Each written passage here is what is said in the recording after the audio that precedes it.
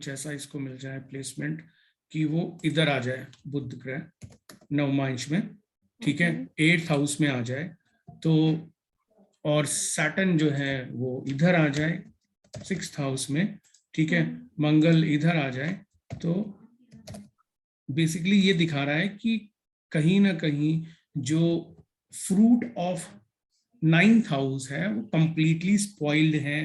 प्रारब्ध जो हम बात कर रहे हैं, 9th हाउस को हम बात करते हैं कि वो प्रारब्ध है, तो वो कंप्लीटली स्पॉइल है। जीवन थोड़ा सा कष्टकारी हो सकता है क्योंकि बुध जो है नवमांश में भी पीड़ित है, ठीक है। क्योंकि इसके बहुत और कैसे देख सकते हो, जो मैंने अभी ध्रुव नाड़ी में जो एक्सप्लेन किया कि आपका डी वन में बुध बैठा था, छठे घर में बैठा था, ठीक है। यहाँ पे D9 में वो कहाँ पे आ गया, 8th हाउस में आ गया, और हम ये मान के चल रहे हैं कि ये D9 चार्ट है। तो अपने से बुध जो है, आप घर भी काउंट कर सकते हैं कि अपने से तो त्रिशडाय हाउस में आ गया, तीसरे घर में आ गया, क्योंकि D1 में कहा था 6th में, और D9 में कहा गया 8th में आ गया। तो एक तो अपने से 3 घर दूर आ गया। त्रिशडाय का जो कॉन्सेप्ट जो आप समझना चाह रहे थे वो देखिए। दूसरा ये कि इस पे सैटर्न की दृष्टि, मंगल की दृष्टि है, तो कंप्लीटली जो D9 है उसमें बुध पीड़ित है, और कंप्लीटली D1 का जो राशि, जो 9th हाउस है उसका जो लॉर्ड है वो पीड़ित है, D9 में बहुत पीड़ित है। मैं आपको एक चीज और बताता हूं कि सर मैं इसको मतलब सर नवमेश अधिष्ठित मतलब क्या, नवम घर का लॉर्ड या नवम में जो बैठा है वो सर? नवमेश अधिष्ठित मतलब वो ये कहना चाह रहे हैं कि नवमेश का जो लॉर्ड जहां बैठा हुआ है, नवमेश नवमांश में नवमांश भी हो सकता है, D1 भी, क्योंकि जो आप श्लोक पढ़ रहे हैं, जो पढ़ रहे हैं उसमें आपने कहीं ये लिखा नहीं है, कहीं आपने बोला नहीं वो D1 या D9। तो मैं दोनों में एग्जाम्पल दे रहा हूँ आपको, हाँ दोनों ही सर, तरीके समझा रहा हूँ आपको, और उसमें हाँ ध्रुव नाड़ी भी लगा के बता रहा हूँ, क्योंकि वो कह रहे हैं नवमेश अधिष्ठित, नवमेश, नवमांश का हाँ, स्वामी ये है सर। अच्छा, नवमांश का स्वामी, ठीक है। तो नवमांश कुंडली में अगर डी नवमांश में अगर 9th हाउस को जो रूल कर रहा है प्लैनेट, वो पापी ग्रहों से युक्त है, या उन पे पापी ग्रहों की दृष्टि पड़ रही है, तो बेसिकली ये एक और वैलिडेशन है आफ्टर चेकिंग द D1 कि D9 में भी 9th हाउस काफी पीड़ित है, क्योंकि उसका जो नवमेश है वो पीड़ित है पूरी तरीके से। यानी ऐसा जातक अपने जीवन में अपने अच्छे कर्मों के जो फल है वो शायद उनको ना मिले, उनको अच्छे कर्मों के फल ना मिले, जो शायद बुरे कर्म होंगे उनके ज्यादा, उनको एग्जॉस्ट करने में ही पूरा जीवन निकल जाए। मतलब कोई ऐसी दशा चलती रहे बैक टू बैक कि उन्हीं प्लैनेट को एग्जॉस्ट करने के चक्कर में जीवन निकल जाए, समझ रहे हैं। तो वो बेसिकली जस्ट बिकॉज ऑफ प्रारब्ध, क्योंकि प्रारब्ध ऐसा लेके आया जातक कि जीवन में प्रॉब्लम कष्ट चलते रहे और अच्छा समय आया ही नहीं, तो वो एग्जॉस्ट करने में निकल गया। और जब जातक एग्जॉस्ट कर रहा होता है अपने किसी कर्म को, तो हमेशा याद रखना कि एग्जॉस्ट करते वक्त जातक से जाने अनजाने बहुत गलत कार्य हो जाते हैं, क्योंकि एक तो उस समय ना तो किसी, क्योंकि कलयुग की बात कर रहे हैं, ना तो किसी के पास ना तो उस समय बुद्धि काम आती है, ना विवेक, ना धैर्य, ना पेशेंस, ठीक है, ना ही अच्छा कोई मार्गदर्शन मिलता है, ना ही कोई गुरु आता है जीवन में किसी के। तो बेसिकली क्या होता है, ब्लेसिंग सारी की सारी कंप्लीटली रुक गई होती है, कंप्लीटली जीवन में कोई अच्छी चीज होती ही नहीं है किसी भी तरीके से।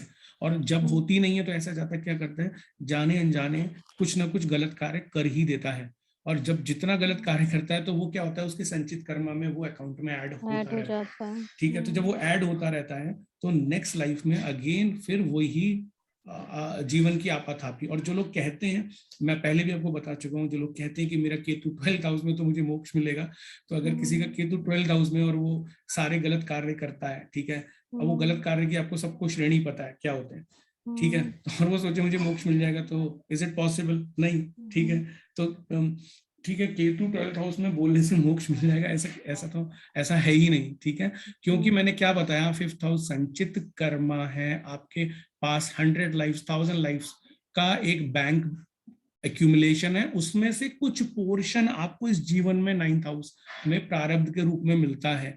वो आपको फिर नेक्स्ट लाइफ में भी आपको जो पोर्शन फिर डिवाइड और ऐड करके जो मिलेगा इस जन्म का लेके फिर आपको नेक्स्ट जन्म में जाना पड़ेगा, क्योंकि आप तो एक पोर्शन जी रहे हैं इस जीवन में। प्रारब्ध क्या होता है? It is a portion of the संचित कर्मा, वो आप जी रहे हैं इस जन्म में। ये कंप्लीट संचित कर्मा को आप नहीं जीते, एक पोर्शन मिलता है आपको, भगवान देते हैं कि चलो भाई कुछ अच्छा कुछ बुरा सब कुछ करके दिया, और फिर वो आपको एक जीवन देते हैं कि चलो इस जीवन में कुछ कर्मा एग्जॉस्ट करो, कुछ कर्मा अच्छा करो। तो मतलब इट्स अप टू यू, वो फ्री विल जो है, आपकी इच्छा है कि क्या करना है, अच्छा करना है बुरा करना है। मैं आपको एक चीज बताता हूँ, ये विश्वास की बात है और कुछ नहीं है।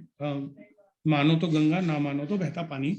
9th हाउस क्योंकि प्रारब्ध है, फॉर्च्यून है, लक है। ये बात सच है कि जो विधि का विधान है वो होके ही रहता है, ठीक है, और हम कुछ रेमेडी से कम ज्यादा कर सकते हैं, ये बात भी मैं मानता हूँ, ठीक है, हम कर सकते हैं। मगर अगर कोई आपके भाग्य को ऑल्टर कर सकता है तो सिर्फ और सिर्फ गुरु, क्योंकि 9th हाउस पर जो अधिपत्य है काल पुरुष कुंडली में वो जुपिटर का ही है। सिर्फ और सिर्फ गुरु ही ऑल्टर करने की ताकत रखते हैं। जो लोग जीवन में बड़े सुखी होते, मतलब ऐसे बहुत ही फॉर्चुनेट लोग होते हैं जिनको ऐसे गुरु मिलते हैं, जिनके सानिध्य में आती है उनका जीवन चेंज हो जाता है। क्योंकि गुरु से जब गुरु मंत्र मिलना, ठीक है, गुरु अपने कुछ इस तरीके की चीजें शेयर करते हैं जो उनको अपने गुरुओं से मिलती है, तो बुरे से बुरा कर्म भी किसी के जीवन में, मतलब उस जातक के जीवन में गुरु जो है उसको एग्जॉस्ट करवा सकता है और उसे अच्छे कर्म पथ पे डाल सकता है। तो गुरु में ही ताकत होती है ऑल्टर करने की किसी के भाग्य को। मैं आपको मतलब ये बात सच बता रहा हूँ आपको, ये बात आप अगर अच्छे कोई उपनिषद और इस तरीके के वेद पुराण पढ़ेंगे तो वहां पे कहीं ना कहीं आपको ये जरूर पढ़ने को सुनने को मिलेगा। अगर आप श्रीमद् भागवत भी पढ़ेंगे, किसी से भी सुनेंगे, तो आपको वहां पे यही सुनने को मिलेगा कि only Guru can alter the प्रारब्ध। गुरु में ताकत होती है, गुरु चाहे तो कर सकता है इस, ठीक है। और तो बेसिकली क्या है, 9th हाउस एक बहुत इंपॉर्टेंट हाउस है, बहुत बहुत इंपॉर्टेंट हाउस है, इसलिए नवमांश को इतनी इंपॉर्टेंस दी गई। तो वो कोई शादी के लिए नहीं देखा जाता, ऐसा नहीं है कि कुछ सिर्फ शादी ही देखनी है। वो तो एक टेक्निक, मैंने बताया कि नवमांश को जब एक्टिवेशन में सारे प्लैनेट आते हैं, तो मैंने बताया कि एक तो शादी के बाद D9 के सारे प्लैनेट एक्टिवेट हो जाते हैं, सैटर्न के साइकिल के बाद हो जाते हैं, कंप्लीट फर्स्ट साइकिल के बाद, और 36 ईयर्स के बाद। तो जो नवमांश है उसके प्लैनेट एक्टिवेट होते हैं, तब जीवन में आपको कुछ अच्छा जो मिलने की उम्मीद है। इसलिए सैटर्न का साइकिल को बोला जाता है कि 36 ईयर्स के बाद बोलते हैं कि कुछ अच्छा मिलेगा। ये पूरा साइकिल के बाद कुछ जीवन में चीजें अच्छी हो सकती हैं, प्रोवाइडेड, मैं अगेन बोल रहा हूँ, provided there is a blessing of guru, या आप गुरु की ब्लेसिंग के लिए वाकई में कुछ ऐसे कार्य कर रहे हो। मैं जरूरी नहीं है कि जीवन में हर एक को गुरु, मगर गुरु को पाने के लिए जो आप कर सकें, जो बन पड़े वो आप करिए। प्रहलाद ने जब तक दर्शन नहीं किए थे भगवान नरसिंह के, वो भगवान विष्णु की हमेशा जाप करते रहते थे, मगर जब उनको दर्शन हुए तो उन्होंने बेसिकली ये नहीं सोचा था कि मुझे कभी इस तरीके के उनको देखने को मिलेगा, मगर वो गुरु का नाम लेते ही रहते थे। तो देखिए कितने उनको कष्ट उनके खुद के पिता ने दिए, ठीक है, होली का जो दहन होता है और कैसे उन्होंने अपनी बहन होलिका से जलवाया, और भी बहुत कुछ किया था उनको,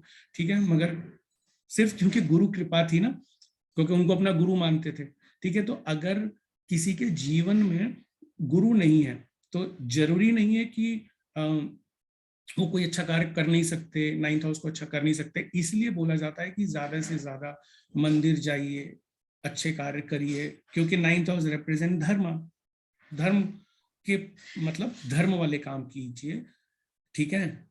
और 9th हाउस रिप्रेजेंट मंदिर करता है, तो मंदिर भी जाइए, मंदिर में कुछ सेवा कर दीजिए, जहाँ जो जैसा बन पड़े। तो बेसिकली क्या है कि 9th हाउस के अपने आप में एक मतलब महिमा है, अपने आप में इसकी एक इम्पोर्टेंस है, और स्पिरिचुअल लेवल पे मैं बहुत ज्यादा मानता हूँ नवमांश को। इसलिए मैं हमेशा ये कहता हूँ, जब हम प्लैनेट की पोटेंसी देख रहे हैं तो बेसिकली यही प्लैनेट बताते हैं कि that period will be, you know, कि एक अवेकनिंग टाइम भी हो सकता है जीवन में, एक अच्छे इंसान भी आप बन सकते हैं अगर कुछ गलती हुई है पास्ट में। तो I mean people can admit it, confess it, चाहे खुद से ही करें।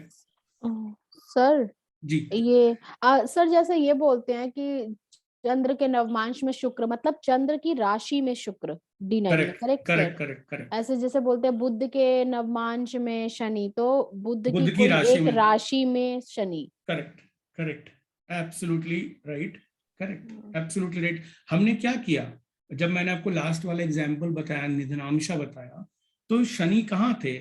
सबसे आखिरी वाले एग्जाम्पल में वो बेसिकली लगन कुंडली में, तो वो बैठे हैं कैप्रिकॉन साइन में, लगन में, फर्स्ट हाउस में। मगर बट वो D9 में कहाँ सूर्य में, चले गए? वो लियो सूर्य में, के साइन में चले गए, तो वो सूर्य के सूर्य के नवमांश में चले नवमांश गए। में। तो वो क्या है वहां पे? अपने एनिमी साइन में गए। ठीक है, तो हम्म, इसलिए मैं क्या करवा रहा था आपसे, क्या बता रहा था कि साइन को काउंट करें, मतलब इसीलिए साइन की इंपॉर्टेंस इसलिए आ जाती है कि साइन को भी काउंट करें, वहां से कितनी दूर हो गए। और घर भी देखिए, घर मिला कौन सा मिला, ठीक है, वो भी देखिए, तो ऐसे भी काउंट कर सकते हैं। और बेसिकली क्या होता है, ओवरऑल प्रिडिक्शन करने के लिए, मतलब ओवरऑल जजमेंट के लिए सब चीजें देखना जरूरी होता है। और जीवन में कोई एक प्लैनेट एक ही चीज तो नहीं देगा, वो अपनी प्लेसमेंट वाइज, उसकी खुद की स्ट्रेंथ वाइज जो उसमें काबिलियत है, वो प्लैनेट वो वैसी चीजें डिलीवर करेगा।